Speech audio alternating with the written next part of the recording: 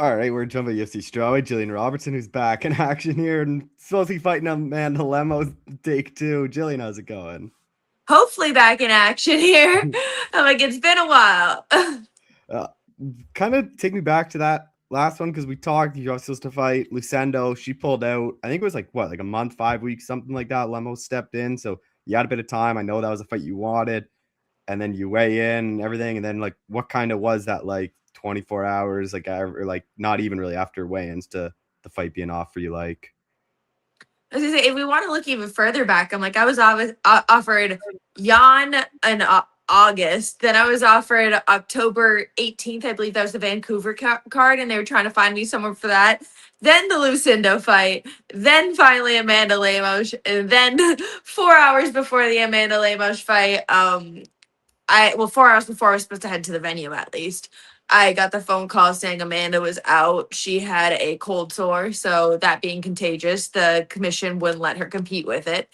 And yeah, so we're back at it again. We're back in a fight camp and just trying to make it work against the same girl. Is that one of the weirder things for you? Because normally it's the weight cut everyone's kind of worried about, and then once both you guys weigh in, like, it seems pretty rare that a fight kind of falls off afterwards. Oh, and honestly, one probably my smoothest weight cut I've ever had, like ever. So I'm like just as much like I guess more frustrating because it's like the weight cut wasn't even a worry. I was just excited to fight. Now we have to do this whole process again. I'm like, it was definitely like literally. Usually after you're cutting weight all week, your body feels super drained.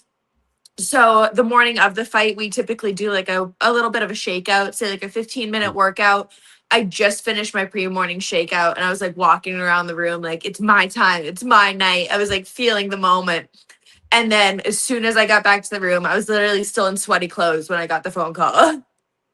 And then it was the last card of the year, so then they're off for like 4 weeks too, so you can't even turn around that quickly. But like, was there a thought of like, were you asking like, get me on the first card you can, or like as soon as possible, or was this just kind of the date they offered? 'Cause I thought you would have been turned around a bit quicker than this.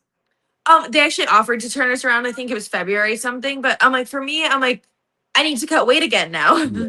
So it's really just that process to have to restart that it's like I needed a couple weeks to let my body recover before getting back into a weight cut. So we actually asked for the March date. I think it was February 20 something they might have been offering initially. Was there any ever thoughts of let's try a new opponent, or did you still want the Amanda fight rebooked? Um, I guess at this point, honestly, I don't know if I want the Amanda fight rebooked. I'm just kind of, I guess, kind of nervous about it happening at Hmm. this point. So that's the only I get my little like asterisk around that with the Amanda fight. Other than that, I don't really care. I want to prove that I'm the best in the world, so anybody would be fine getting in there as long as we can get in there. That's my only worry right now. It's almost like 3 months to the date of when you're supposed to fight last time. So like, what are those 3 months like? Like, when did kind of training camp like really pick up for you for this one? I think we're like 5 weeks out now, so probably about 3 weeks ago. I Yep. like 8 weeks out. Like I said, I took a couple weeks. Just like we had the holidays, we had Christmas. Mhm.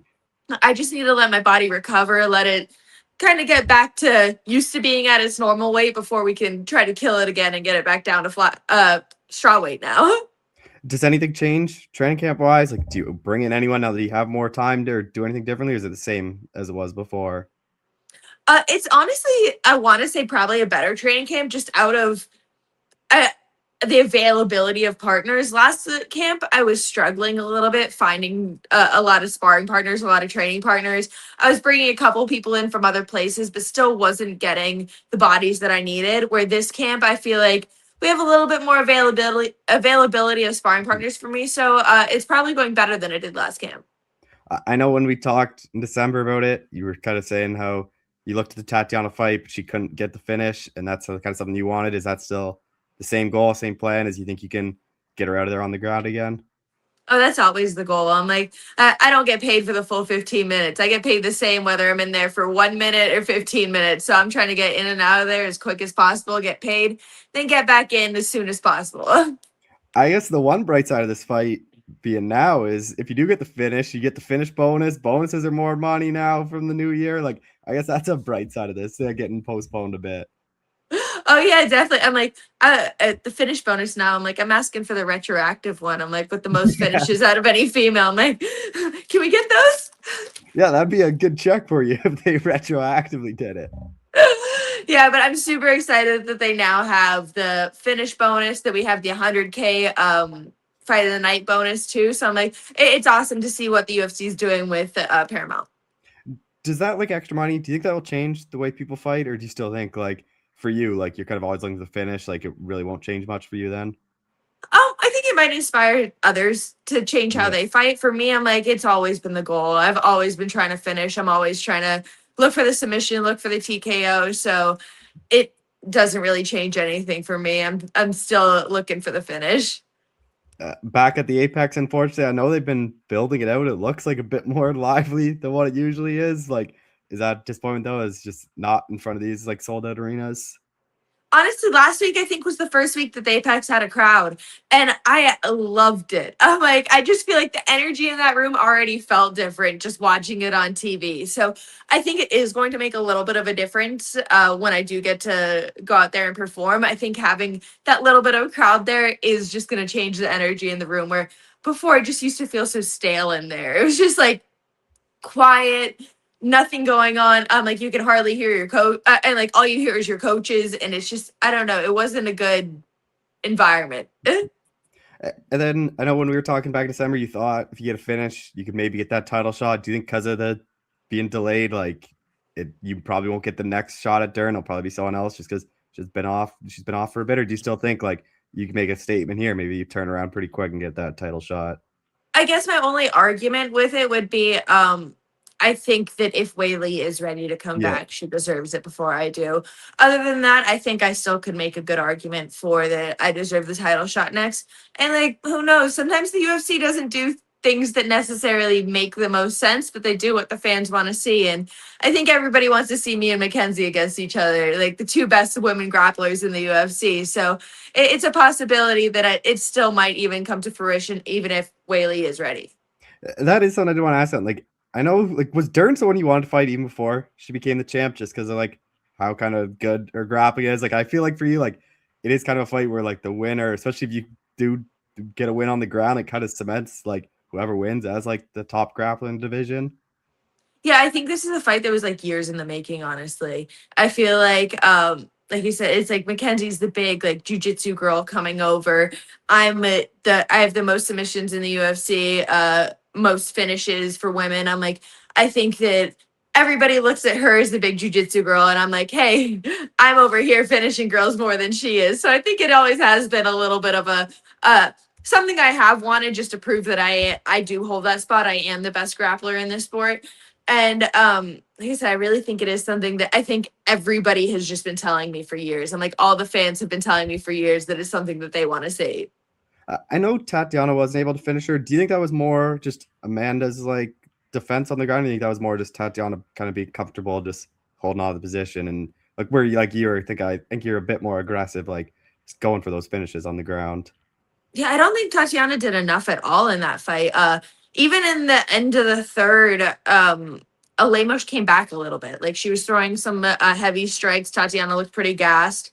Um, I think that Tatiana just kind of held Lemos against the cage and did enough to win the fight, but not like Lemos was still there 100% in the third round, ready to come back, ready to swing. So I think that Tatiana just didn't do enough. She didn't work enough. She didn't make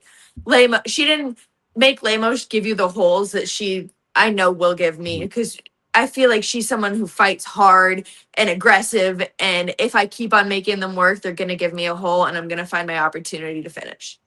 I did have to do a double take. I was looking at your record today. I can't believe this is your 20th UFC fight already. Like, is that pretty weird that like all of a sudden like you're at that many fights? It doesn't seem that long ago you were like making your debut or just kind of working your way up.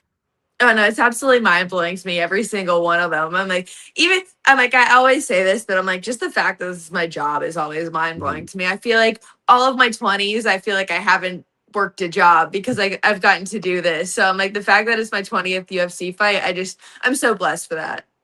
I know you like to be as active as possible. So like, how hard was last year just having the one? I know you're training for a lot of fights, but just like not actually getting able to go in the octagon. Like, is that pretty difficult for you last year Oh, then? it's the struggle for me, man. Um, I feel like that there's honestly I don't, well, I know for a fact I've never had a year that inactive. So I'm like, it's just a huge struggle for me to not be able to, I guess, get in there, be active, stay relevant even in Mhm. the MMA world. I know like the higher you up and get in the rankings, like the less kind of fights you tend to get just in all divisions. But like, what ideally is like the perfect number of fights for you in a year then? I'd say probably like two or three. Yeah. I think that once you go over that, you're pushing a little bit. Mhm. But yeah, two or three is ideal for me, especially at 115, I think. Just final thing, like for you, ideally, like kind of build off that. What is the ideal year look like for you? Like obviously get this win, and then kind of how's the rest of the year play out in your head? Get this win and then hopefully be looking at Mackenzie and the belt sometime before the end of the year. That's my only goal for the year right Mhm. now. Well, Jillian, I appreciate the time as always. Thanks so much for doing this again. Thank you so much. Yeah.